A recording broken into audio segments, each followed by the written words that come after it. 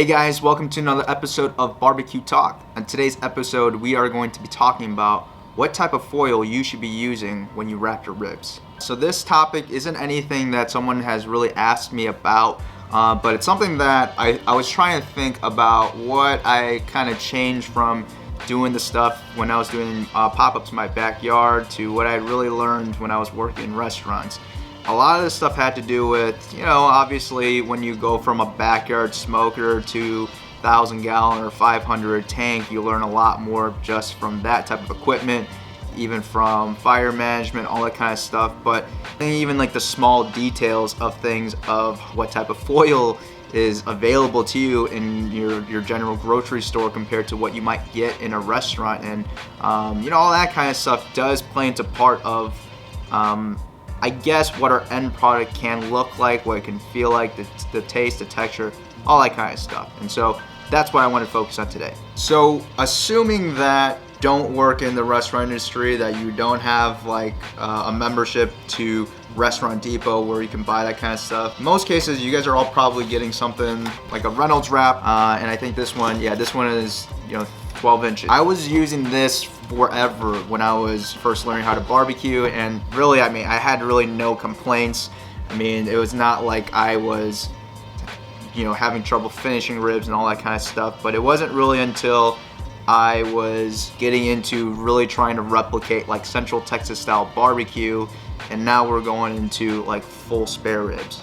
So after I came back from my first trip to Austin, and the one thing that I realized after going there was eating the ribs and being like, damn, these ribs are way bigger than the ones that I usually cook. And I would say probably the biggest ribs that I were cooking were the St. Louis ribs that I was getting from Costco, which generally they're still pretty meaty for a St. Louis style cut rib, which is entire spare rib, and they cut the rib tips off.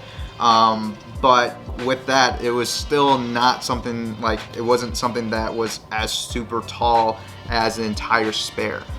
So when I came back home, I wanted to try to do that, but I only had this Reynolds Wrap to cook with. I realized after like so many cooks, I was like, man, these ribs, they're just not the quality of the full spare ribs I thought were better, but I was like, man, they're just not getting the same texture as they used to. They weren't the texture of the meat was getting a little bit kind of mushy.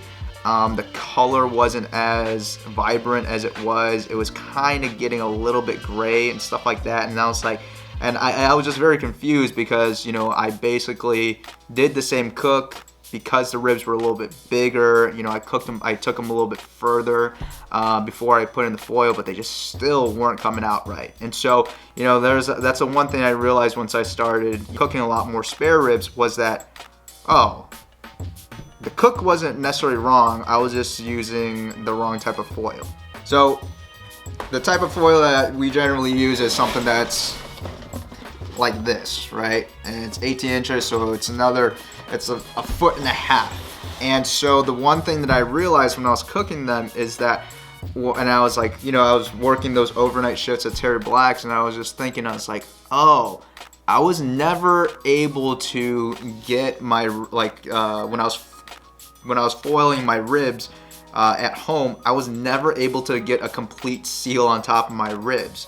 And so it would kind of like, if the ribs were right in the center right here and I had my two edges, they would never overlap, and there would be a gap, or if they overlap just a little bit, it would just be more like a tent, and I would never get a proper seal. That's the one thing that I think where people are almost getting the product they want, but not quite, because of not getting a complete seal on those ribs.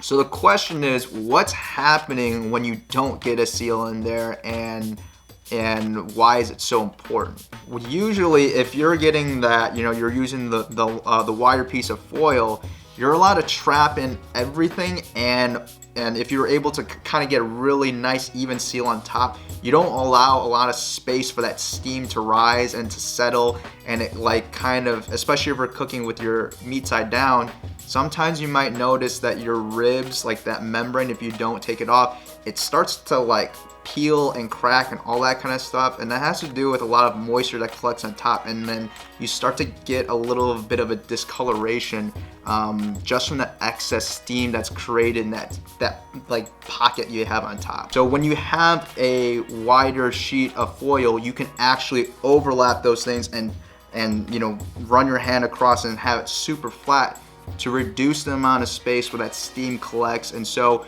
your ribs are more so braising more than steaming, which will help it to, one, retain a better color. It'll help it cook a little more evenly.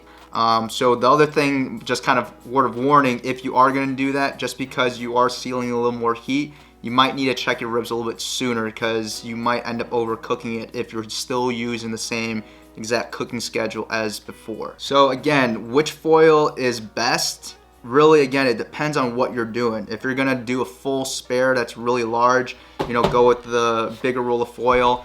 But if you're cooking things like that are a little bit smaller, like smaller St. Louis style ribs, if you're doing baby backs that aren't quite as big too, you can use this Reynolds foil.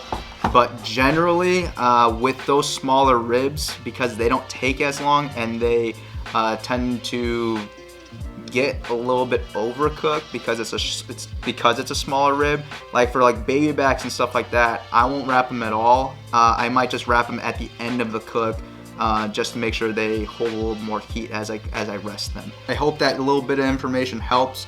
You know, I just want to make sure that everyone who spends all this time standing outside and you know, being in the heat or next to that fire for a couple hours, the family's waiting for you to finish whatever thing that you're cooking, and we just want to make sure at the end of the day we're proud of what we put out, and we also want to have all these little tricks and little notes to get the actual end product that we're looking for. So again, hope that helps. But if you guys have any other questions that you want me to answer, leave them down in the comments below. Like, subscribe, share these videos with other people that you think it might help. I'll see you guys in the next video.